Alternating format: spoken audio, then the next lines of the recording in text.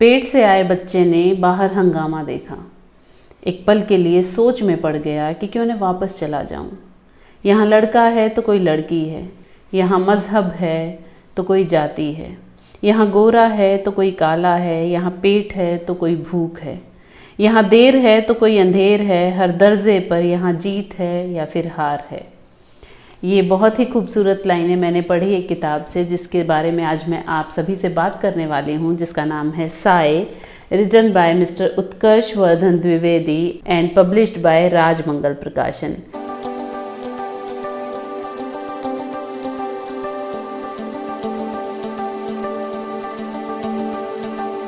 इस किताब में टोटल 78 कविताएं हैं और बहुत ही खूबसूरती से लिखी गई कविताएं हैं। इस किताब को उत्कर्ष ने 4 भागों में बांटा है। पहले भाग में उन्होंने कुछ कविताएं लिखी हैं अपनी कल्पना से, और दूसरे पार्ट में उन्होंने कुछ कविताएं लिखी हैं प्रेम से, तीसरे में भावनाओं से और चौथे में यथार्थ से।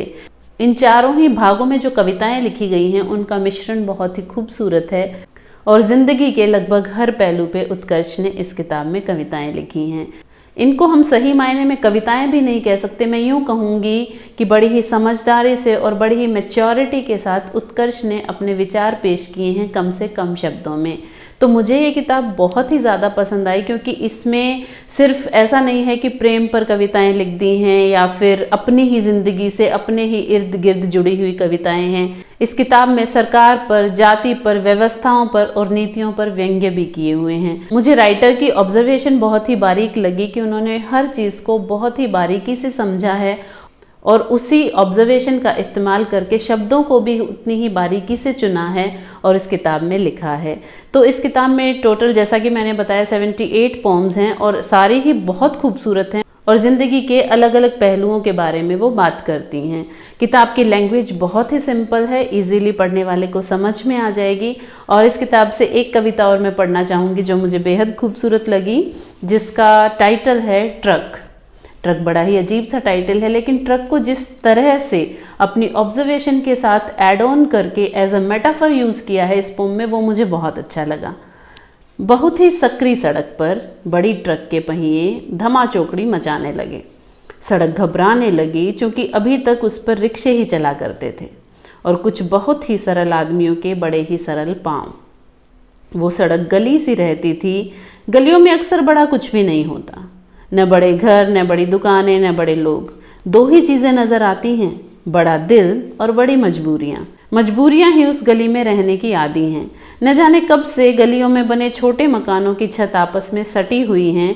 इस वजह से मजबूरियाँ ऐसे ही छतें लांघ जाया करती हैं, हर आंगन में चाय पीने के लिए। उस बड़ी ट्रक की बड़ी आंखों ने जब शर्मा जी को घूरा तो शर्मा जी मजबूरीवश गली की नाली में उतर गए। नाली गली की मजबूरी थी, गली नाली का प्रेम। प्रेम में नाली ने बड़ी ट्रक के बड़े चक्के फंसा लिए। बड़े मजबूरियां नहीं समझते, बड़े प्रेम नहीं समझते। ये व्यंग्य भी कह सकते हैं, ये ऑब्जर्वेशन भी कह सकते हैं। और ये कविता हमारे देश की बड़ी ही विकट समस्या से प्रभावित है कि जो गरीब लोग होते हैं, जितना वो दबते हैं उतना ही ज़्यादा उनको दबाया जाता है, और बड़े लोग जो होते हैं, अमीर लोग जो होते हैं, उनमें दिल की शायद कमी होती है, संवेदनाओं की शायद कमी होती है। और गरीब लोगों के घर भले ही छोटे हों, उनमें प्रेम और संवेदनाएं और मजबूरियां बहुत बड़ी बड़ी होती हैं। तो ये किताब मुझे बहुत पसंद आई, क्योंकि कविताएं इमोशनल भी हैं, समझदारी से भी लिखी गई हैं और व्यंग्य भी किए गए हैं। तो ये एक टोटल पैकेज है कविताओं का और भावनाओं का।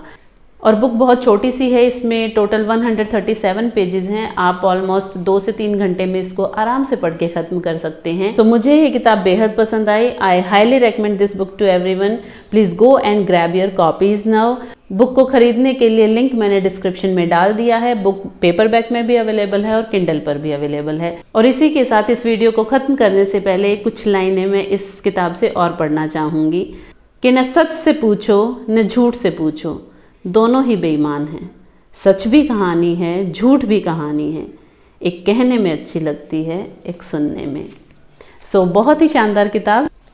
And thank you everyone for watching the video and keep subscribing Nidhi talks.